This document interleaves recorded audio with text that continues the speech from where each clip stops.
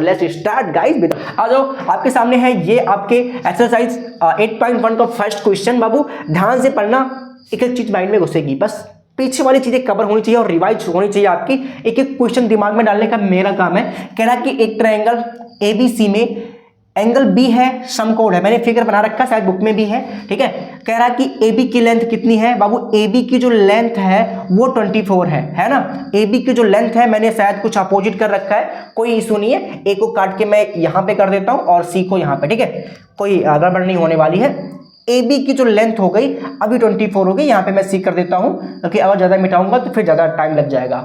और BC की जो लेंथ है बाबू वो 7 गिवन है, आप देखो यहाँ पे 7 गिवन है BC की लेंथ। तो कह रहा है कि ऐसा अगर कुछ है मुन्ना तो निम्न का मान ज्ञात करो। बाबू निम्न है कहाँ पे, दो चीजें कह रहा है। आप अगर ध्यान से देखोगे तो दो चीजें वो कंबाइन करके बोला है कि साइन ए कॉस ए क्या होगा, साइन सी और कॉस सी क्या होगा। अब आप कहोगे ना अभी कि भैया आपने तो हमको थीटा पढ़ाया हुआ था, ये ए कहाँ से आ गया, साइन ए क्या होता है। मुन्ना परेशान मत हो, मैं समझाने के लिए हूं ना आपको। देखो गाइज, अगर मैं यहाँ के कोण को थीटा कंसीडर कर लूं, थीटा मान लूं अगर, तो ना ये साइन थीटा होगा।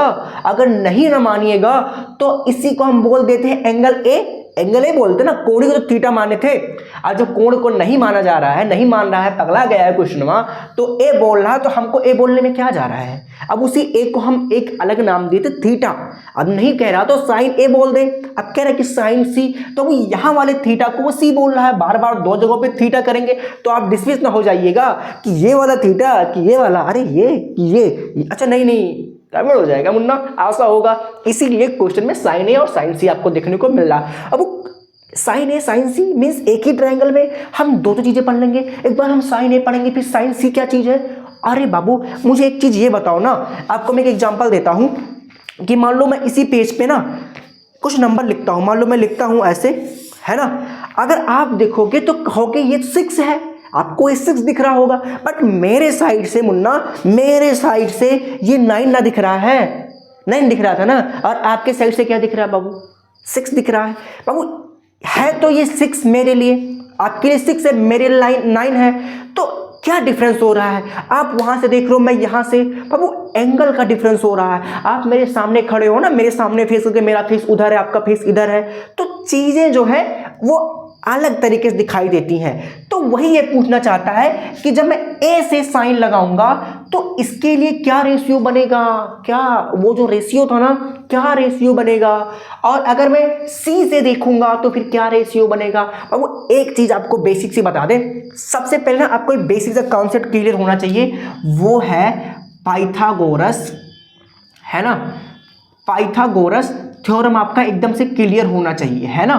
पाइथागोरस थ्योरम अगर आपका नहीं क्लियर है तो बोलना, नीचे कमेंट कर दो, मैं एक अलग से डेडिकेटेड वीडियो बना दूंगा पाइथागोरस अप्लाई कहाँ पे होता है ना, और क्यों हम अप्लाई करते हैं, किस लिए इसका यूज किया जाता है, इवन फार्मूला क्या है, थ्योरम क्या है, सब कुछ बता दूंगा। और हो सकता है कि जब भी आप वीडियो देख रहे हो तब ये वीडियो पढ़ चुकी हो और आपको नीचे डिस्क्रिप्शन बॉक्स में लिंक मिल जाए, ठीक है, एक बार चेक कर लेना, है ना, शायद आप बाद में देख रहे हो।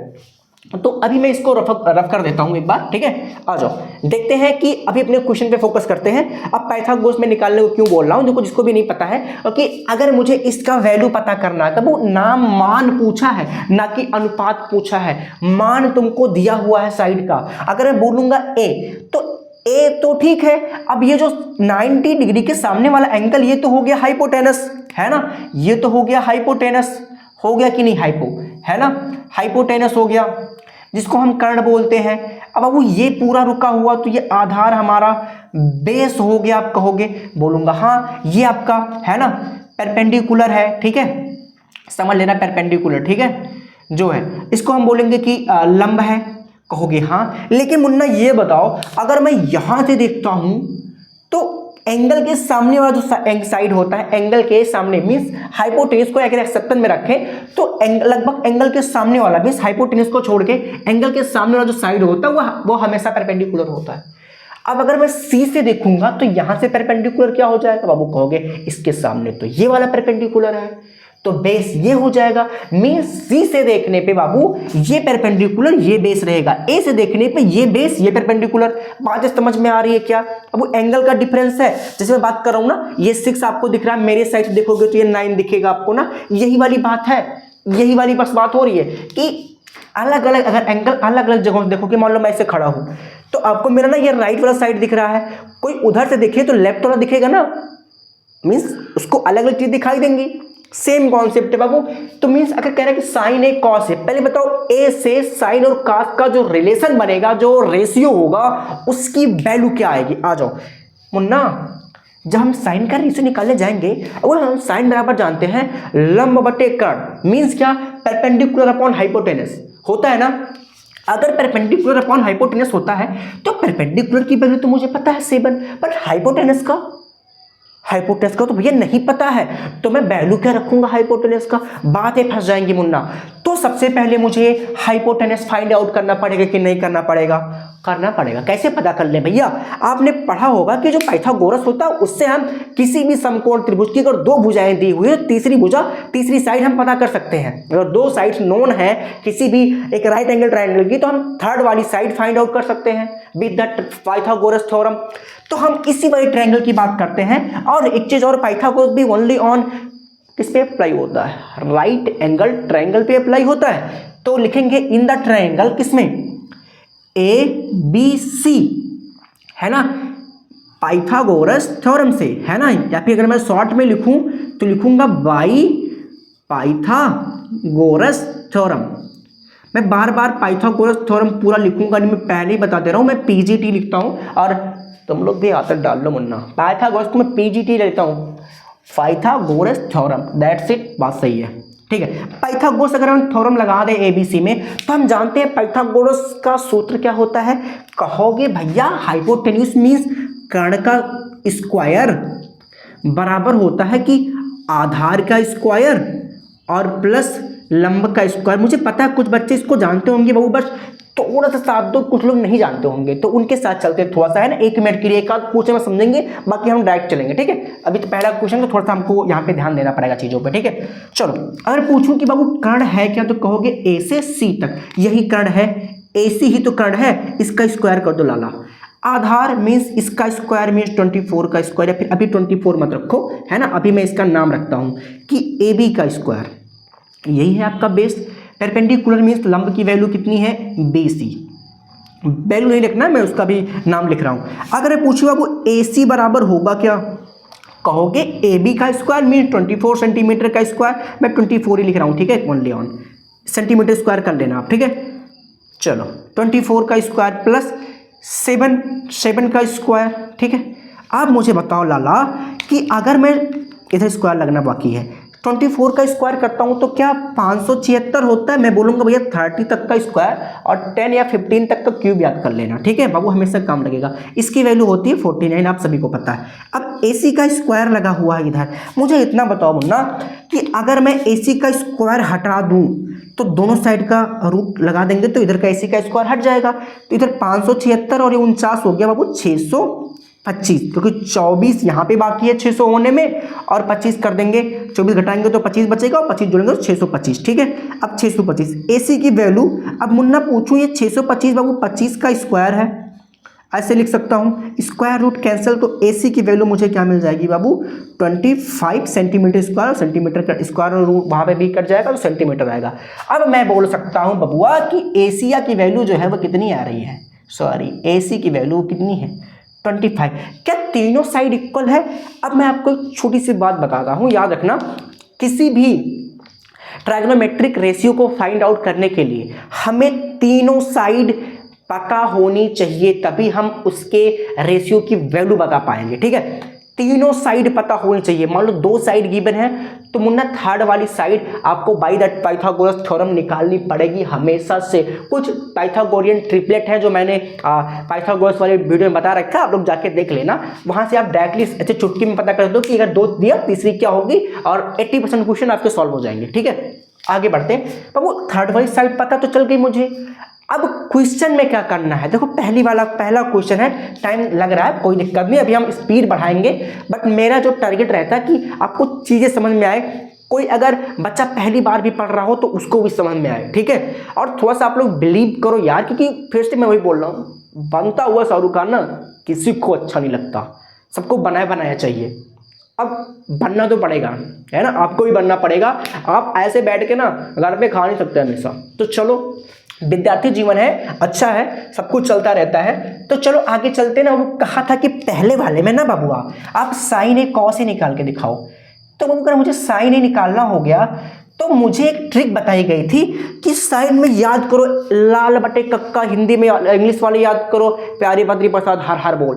तो लाल में एल अपॉन के मीन्स लंब बटे कर्ण मुन्ना, चलेगा क्या? साइन ए बराबर लंब बटे क्या बोलूं कर्ण होगा? कहोगे हाँ भैया लंब बटे कर्ण तो माना जाएगा, बिल्कुल बात आपकी सही है।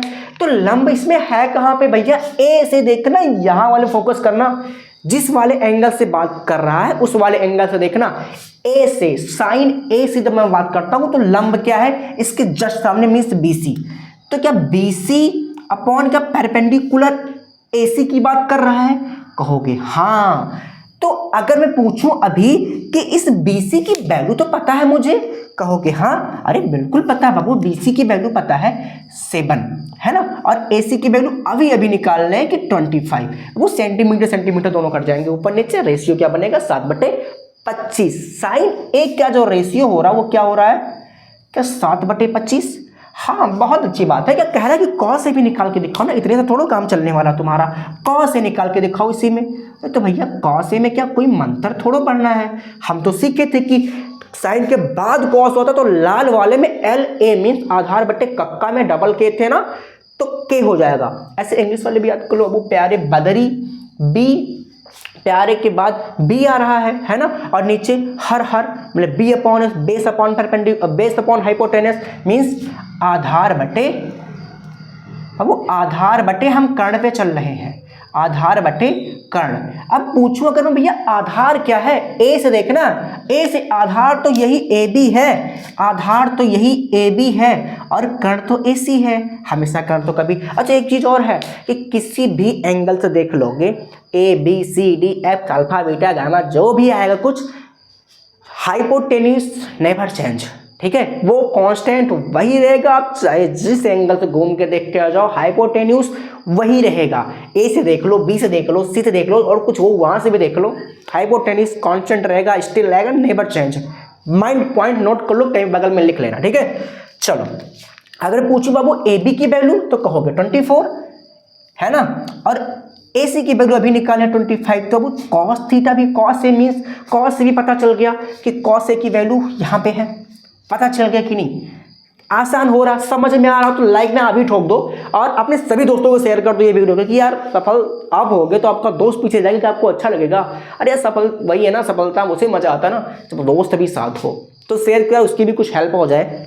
चलो आज सेकंड वाला क्वेश्चन भी कुछ कह रहा था, क्या बोल रहा था वो कि ए तो निकाल लियो भैया, साइन भी निकाल के दिखाओ, तब मैं मानूं कि आप ट्राइगोनोमेट्री सीख रहे हो। अरे यार इनकी बात तो खटिया खड़ी कर दे हम इनकी, है ना, साइन सी निकालने को बोल रहा है, कोई बात नहीं। ए से अब हम नहीं देखेंगे, अब हम देखेंगे बाबू सी से, पर फार्मूला तो वही रहेगा ना, फार्मूला थोड़ा चेंज हो जाएगा बाबू, फार्मूला तो वही रहेगा ना।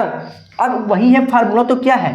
लंब बटे वही कर्ण, वही लंब वही कर्ण, बस सी से देखना।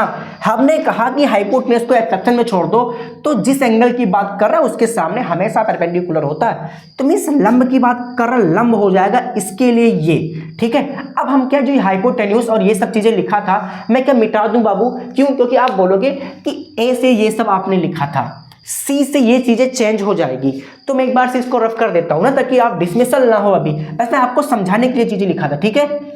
चलो अब जब हम सी से देखेंगे तो इसके सामने परपेंडिकुलर है, अब इसके सामने यहां परपेंडिकुलर था, इसकी बात कर रहे हैं, ये परपेंडिकुलर ये हाइपोटेनस।